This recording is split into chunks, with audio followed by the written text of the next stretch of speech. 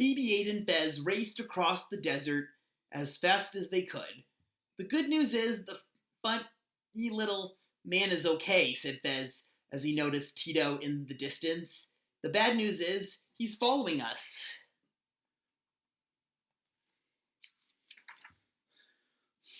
Suddenly, a flock of angry steel peckers flew up between BB-8 and Fez. BB-8 fled one way, and Fez went the other. The birds didn't know which droid to follow. Hey, over here, cried Fez, trying to get the steel pecker's attention. Run, BB-8, you have to complete your mission, Fez yelled. I'll save you. BB-8 didn't want to leave his friend, but he had to deliver the map, and Fez was already leading the steel peckers away. Alone once again, BB-8 continued on his journey. He hoped Fez would be all right.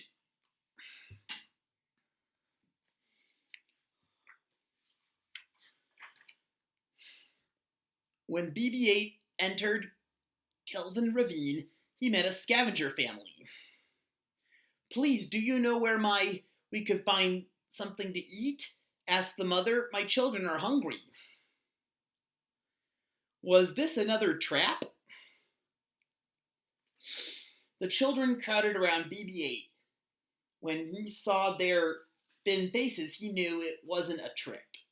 He remembered the food packets in the wrecked starship where he'd spent the night, but it was the opposite direction from where he was going. If he hurried, he could get the family to the food and still make it to the droid ship before it took off.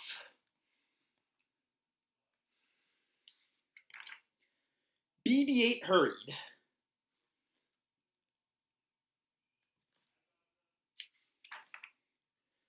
Next, BB-8 found a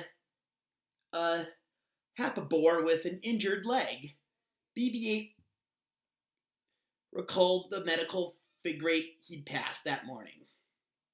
It would have first aid supplies, but going back for them would probably mean missing the droid ship. BB-8 thought for some time, trying to decide what to do. The Hapabore moaned, and BB-8 made up his mind.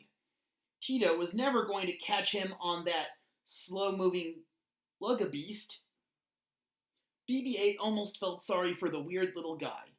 Almost, but not really.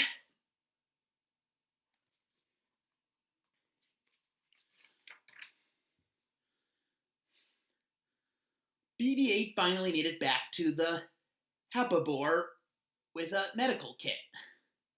The beast was so happy it licked him and kissed him, which wasn't necessarily a good thing.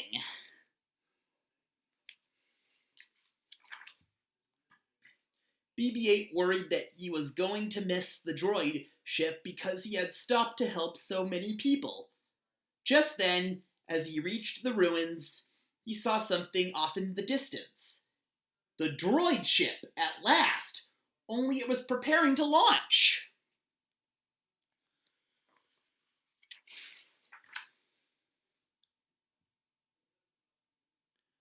BB-8 raced for the ramp as it started to close. Then he saw another wonderful sight.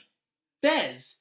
Fez was okay. He had escaped the steel peckers, and he, too, was running for the droid ship. He waved happily to BB-8, who chirped with joy. They were going to make it off the Jakku ship after all.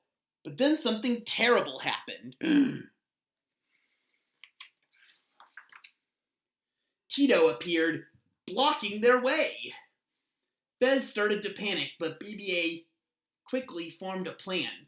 He remembered what Tito had said, that BB-8 was more valuable than Fez.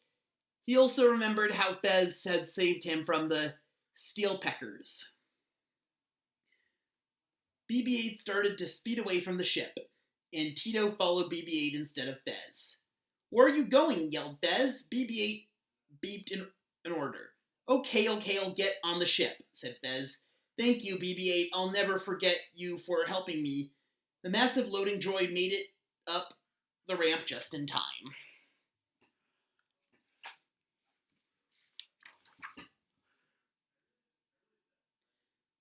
BB-8 felt he had done the right thing in helping Fez and the hungry family and the injured Hapabor.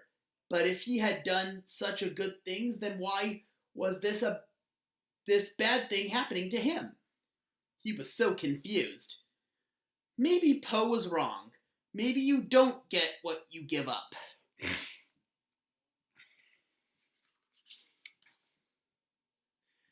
Now BB-8 is meeting a desert girl named Rey.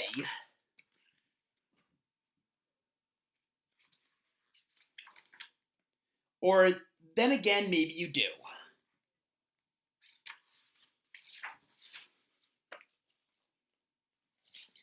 The end. I hope you all enjoyed that fun Star Wars book.